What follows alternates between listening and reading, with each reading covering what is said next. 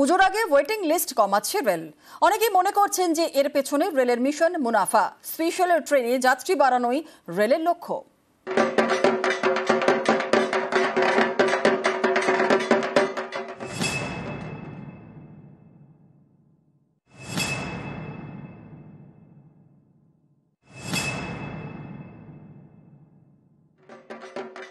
দুর্গাপুজো বাঙালির আবেগ, উৎসবের সময়, ছুটিরও সময়। এই সময় অনেকেই বেড়াতে যান। মধ্যবিত্তের বড় ভরসা ট্রেন, এবার সেখানেই সমস্যা। পুজোর সময় ট্রেনের টিকিট কাটতে গিয়ে নাকাল সাধারণ মানুষ। ওয়েবসাইট খোলার কয়েক মিনিটের মধ্যে সব টিকিট শেষ। আগে ওয়েটিং লিস্টে জায়গা মিলত, এখন সেটাও নেই। ট্রেনের টিকিট কাটতে গেলেই দেখাচ্ছে রিগ্রেট, অর্থাৎ নতুন বুকিং নেওয়া যাবে না। 1 মিনিটের মাথায় টিকিট শেষ আছে, এটা বড় রোগ। সমস্যা হচ্ছে, ধরুন আপনি 1 নম্বর আমরা লাইনে ফার্স্ট যে লোকটা ফার্স্ট দাঁড়াচ্ছে সে হয়তো টিকিট পাচ্ছে, সেকেন্ড লোকটা টিকিট পাচ্ছে না। কি বড় সমস্যা একটা, 1 মিনিটের মাথায় রিগ্রেট দেখাচ্ছে। সম্প্রতি ওয়েটিং লিস্টের আসন সংখ্যা কমিয়েছে রেল। যেমন ধরুন দার্জিলিং মেল, এসি 3 টায়ারে একটি কোচের আসন সংখ্যা 72টি আসনের মধ্যে 63টি সিট কনফার্ম হিসেবে বিক্রি করা হয়। বাকি 9টি সিট বিক্রি হয় আরএসি হিসেবে, অর্থাৎ 18 জন আরএসি টিকিট কাটতে পারেন। এরপর ওই কোচে ওয়েটিং লিস্টের টিকিট বিক্রি হয়। আগে একটি ট্রেনে ওয়েটিং লিস্টের টিকিট থাকতো মোট সিটের 25%, অর্থাৎ একটি কোচে 72টি আসন থাকলে ওয়েটিং লিস্টের টিকিট বিক্রি হতো 18টি, এখন বিক্রি হয় 8 থেকে 9টি। আগে কনফার্ম টিকিট না পেলে ওয়েটিং লিস্টের টিকিট কেটে অপেক্ষা করা যেত, এখন সেটাও করা যাচ্ছে না। 2 অক্টোবর দুর্গাপুজোর দশমী পড়েছে। আমি প্রতিদিনই চেষ্টা করছি দার্জিলিং যাওয়ার ট্রেনের টিকিট কাটতে। আইআরসিটি ওয়েবসাইটে গিয়ে ট্রেনের নাম, ট্রেন নাম্বার সবই দেখতে পাচ্ছি, কিন্তু যতবার টিকিট বুক করার চেষ্টা করছি ততবারই শুধু একটাই বার্তা আসছে, রিগ্রেট, মানে টিকিট পাওয়া যাচ্ছে না। এই পরিস্থিতিতে আমি অত্যন্ত অসুবিধার মধ্যে পড়েছি। সাধারণ যাত্রী হিসেবে অনলাইনে ট্রেন চলাচলের তথ্য পাচ্ছি, কিন্তু টিকিট কেনার সুযোগ পাচ্ছি না। ক্যাপিং, যেটা ওয়েট লিস্টের ক্যাপিং, সেটা কমিয়ে দেওয়া হয়েছে। সেটা আগে 25% অব্দি ওয়েটিং লিস্ট নেওয়া হতো, এখন সেটা 10% করে দেওয়া হয়েছে। প্রচুর মানুষ বুকিং করতে গিয়ে দেখছেন যে তার বুকিংটা রিগ্রেট হচ্ছে, ওয়েটিং লিস্টেও হচ্ছে না, আরএসি তো ছেড়েই দিন। সমস্যা সেটা হচ্ছে, সমস্যা কিন্তু ভ্রমণার্থীদের হচ্ছে, যা পর্যটকদের হচ্ছে। পুজোর মরশুমে যখন দূরপাল্লার ট্রেনের টিকিটের চাহিদা সব থেকে বেশি, তখন কেন ওয়েটিং লিস্টের টিকিট বিক্রি কমানোর সিদ্ধান্ত নিল রেল? টার্গেট কি বাড়তি মুনাফা? কারণ দুর্গাপুজোর সময়ে স্পেশাল ট্রেন চালায় রেল। যে ট্রেনের টিকিটের দাম সেই রুটে চলা অন্য ট্রেনের থেকে অনেক বেশি। গত বছর পুজোর সময়ে উত্তরবঙ্গগামী স্পেশাল ট্রেন চালায় রেল। এই ট্রেনের ভাড়া ছিল দার্জিলিং মেলের ভাড়ার প্রায় 3 গুণ। দার্জিলিং মেলের টিকিট পাননি এমন অনেকে শেষ মুহূর্তে এই স্পেশাল ট্রেনের টিকিট কেটে উত্তরবঙ্গ গিয়েছিলেন। বেশি ভাড়া, বাড়তি মুনাফা, তবে কি এটাই রেলের টার্গেট? রেলের যদিও যুক্তি, আগে 4 মাস আগে টিকিট বুকিং শুরু হতো, তখন টিকিট বুকিংও বাতিল বেশি হতো। এখন 2 মাস আগে বুকিং শুরু হয়। যাত্রীরা পরিকল্পনা করে টিকিট কাটেন, তাই টিকিট বাতিলের প্রবণতা কমেছে। তাই ওয়েটিং লিস্ট বেশি দরকার হয় না। हम बहुत सारे ज़्यादा वेटिंग लिस्ट के टिकट जारी नहीं कर रहे हैं, क्योंकि अगर लास्ट मोमेंट तक अगर किसी पैसेंजर का टिकट कंफर्म नहीं होता है तो उसको बड़ा दुख होता है कि बजाय इसके कि हम लंबी लिस्ट जारी कर दें और अकोमोडेट भी नहीं करा पाएँ। स्पेशल ट्रेन का हम पहले चलाते आए हैं, उनका प्रपोजल हम एज पर डिमांड देते हैं, और जैसे भीड़ का हमें आकलन हो जाता है कि हमारा पैसेंजर उस तो डेफिनेटली हम पाथ और ये सब चीज़ें देखते हुए ট্রেন প্ল্যান জরুর করতে हैं। বিগত বছরগুলিতে লক্ষ্য করতে পারা গেছে উৎসবের মরশুমে ট্রেনের টিকিট নিয়ে বারবার কালোবাজারির ঘটনা ঘটেছে। বর্তমান অবস্থায় রেল অবশ্য জানাচ্ছে তারা এই পদ্ধতিকে আটকাতে পেরেছে। তো সত্যি কি আটকানো গিয়েছে? বারবার গুরুত্বপূর্ণ ট্রেনের টিকিট বুকিং করতে গিয়ে রিগ্রেট শব্দ লেখা হচ্ছে, তাতে সন্দিহান রেলের আধিকারিকরাই। ক্যামেরায় বিপুল ঘোষের সাথে আবির ঘোষাল, নিউজ 18 বাংলা, কলকাতা। অযোগ্য তালিকা প্রকাশ এসএসসির। সুপ্রিম নির্দেশ মেনে ওয়েবসাইটে অযোগ্য তালিকা, আর অযোগ্য শিক্ষকদের তালিকা দিল কমিশন। অযোগ্য তালিকায় 1804 জনের নাম। অযোগ্য শিক্ষকদের নাম এবং রোল নাম্বার প্রকাশ। নবম, দশম ও একাদশ দ্বাদশের অযোগ্য তালিকা প্রকাশ।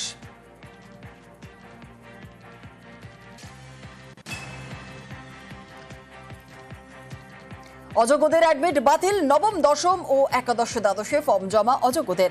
নবম দশমে 1140 অ্যাডমিট কার্ড বাতিল। একাদশ দ্বাদশে 1020 অ্যাডমিট বাতিল। সুপ্রিম কোর্টের নির্দেশে অযোগ্যদের তালিকা আর অযোগ্যদের অ্যাডমিট বাতিল স্কুল সার্ভিস কমিশনের।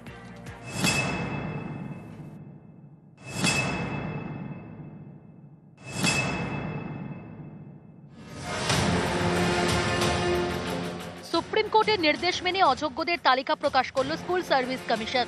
এই তালিকা প্রকাশ করতে এসএসসিকে 7 দিন সময় দিয়েছিল দেশের শীর্ষ আদালত। দুদিনের মাথায় শনিবার নিজেদের ওয়েবসাইটে তালিকা প্রকাশ করল এসএসসি।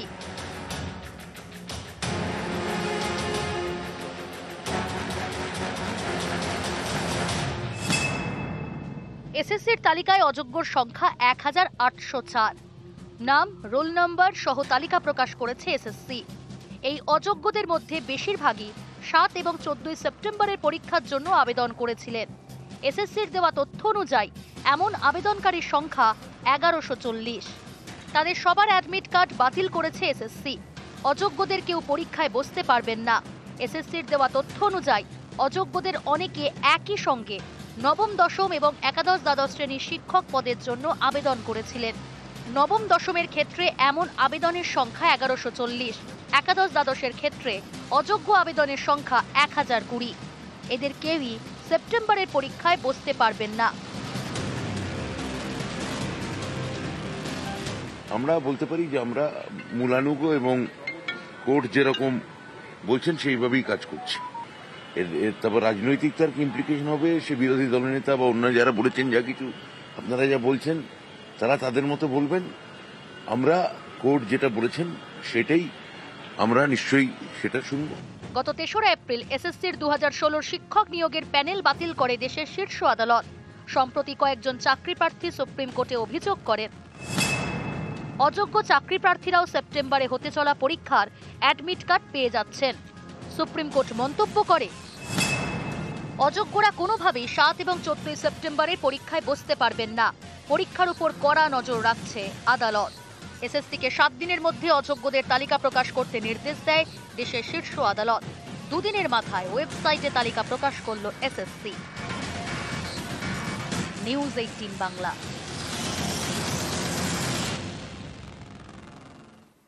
এসএসসির অযোগ্য তালিকায় রয়েছেন বনগাঁর রিতেশ ঘোষের নামও। 2016 সালে যখন পরীক্ষা দিয়েছিলাম তখন আমি একজন ক্যান্ডিডেট।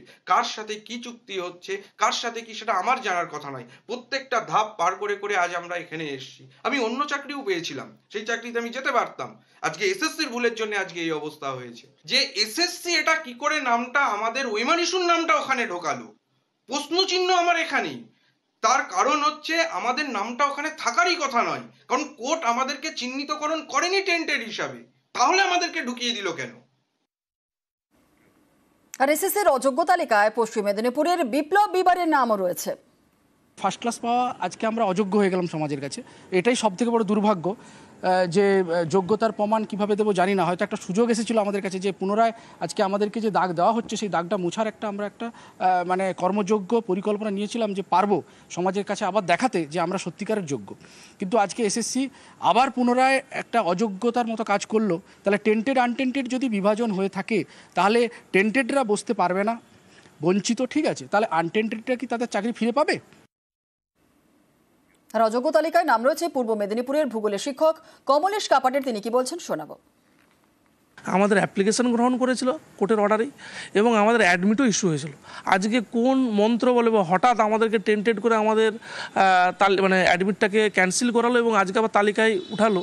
আমরা আবার কোর্টের কাছে যাব বা কমিশনের সাথেও সাক্ষাতে কথা বলবো, আমরা কারণ দর্শাবো যে কী কারণে আমাদের তালিকায় নাম আসলো। এসএসসির অযোগ্য তালিকায় রাজপুর সোনারপুরের 18 নম্বর ওয়ার্ডের কাউন্সিলর কুহেলি ঘোষ।